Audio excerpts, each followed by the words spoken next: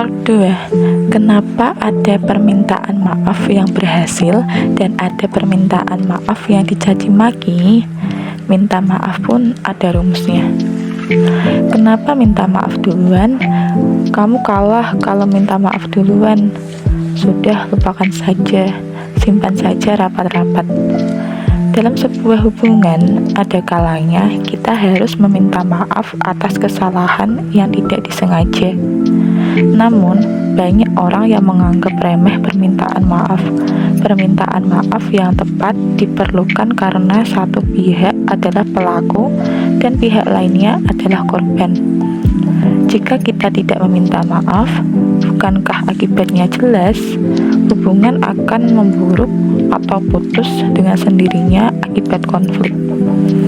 Minta maaf merupakan salah satu ungkapan sehari-hari yang makna dan perannya tidak boleh diremehkan.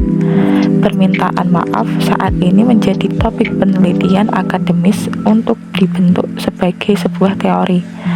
Aaron Lazare, seorang profesor psikiatri di University of Massachusetts, Amerika Serikat, merupakan orang yang pertama kali mencari sisi ilmiah dari permintaan maaf. Ia menganalisis lebih dari 1000 kasus dan menciptakan teori permintaan maaf tentang makna sejatinya. Apa itu meminta maaf? Meminta maaf adalah mengakui kesalahan Anda dan meminta korban untuk mengampuni Anda. Profesor Aaron Lazare menambahkan bahwa secara ilmiah permintaan maaf bukan sekedar pengakuan kesalahan dan pengampunan, tetapi juga merupakan kunci untuk mengurangi konflik. Ia juga berpendapat bahwa permintaan maaf sering dianggap sebagai simbol kelemahan, tetapi pada kenyataannya membutuhkan kekuatan yang sangat besar.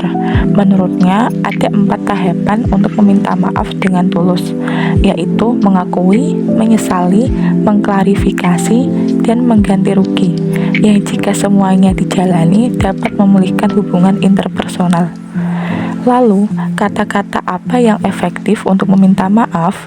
Kita bisa merujuk perihal ini pada hasil penelitian Profesor Roy Lewinsky dari jurusan Administrasi Bisnis Ohio State University, Amerika Serikat.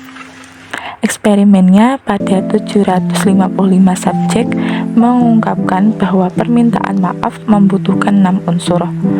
Semakin banyak unsur yang terpakai, semakin besar kemungkinan orang tersebut akan memaafkan. Yang pertama, menunjukkan penyesalan. Yang kedua, menjelaskan apa yang salah. Yang ketiga, mengakui tanggung jawab. Yang keempat, berjanji tidak akan mengulangi. Yang kelima, mengusulkan kompensasi atau balasan.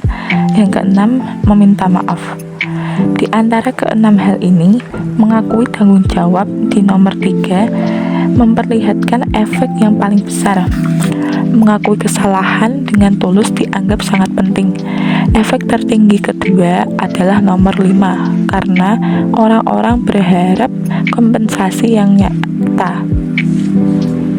Nomor 1, 2, dan 4 berada di urutan ketiga, sementara nomor 6 memberikan efek yang paling rendah karena kata maafkan aku terkesan usang sehingga tidak efektif. Meminta maaf jelas merupakan suatu keharusan ketika Anda melukai orang lain, baik secara sengaja maupun tidak sengaja. Permintaan maaf yang efektif seperti berikut ini. Secara keseluruhan, ini tanggung jawab saya. Saya tidak tahu harus berkata apa lagi. Nomor 3 yaitu mengakui tanggung jawab. Saya akan mengganti rugi, bukan hanya kerugian finansial, melainkan juga kerugian moral. Nomor 5, mengusulkan kompensasi atau balasan. Saya benar-benar menyesali tindakan saya, yaitu nomor 1, menunjukkan penyesalan. Saya akan menjelaskan dengan sebenarnya bagaimana ini bisa terjadi. Nomor 2, menjelaskan apa yang salah. Saya akan lebih berhati-hati agar hal seperti ini tidak terjadi lagi. Nomor 4, berjanji tidak akan mengulangi. Tolong maafkan saya kali ini saja. Nomor 6, yaitu meminta maaf.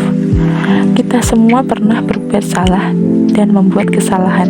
Yang terpenting adalah bagaimana sikap kita setelahnya. Mengakui kesalahan dan meminta maaf sama sekali bukan tindakan yang lemah. Ingatlah bahwa mengakui kesalahan dan bertanggung jawab atasnya merupakan sikap yang dewasa dan berani.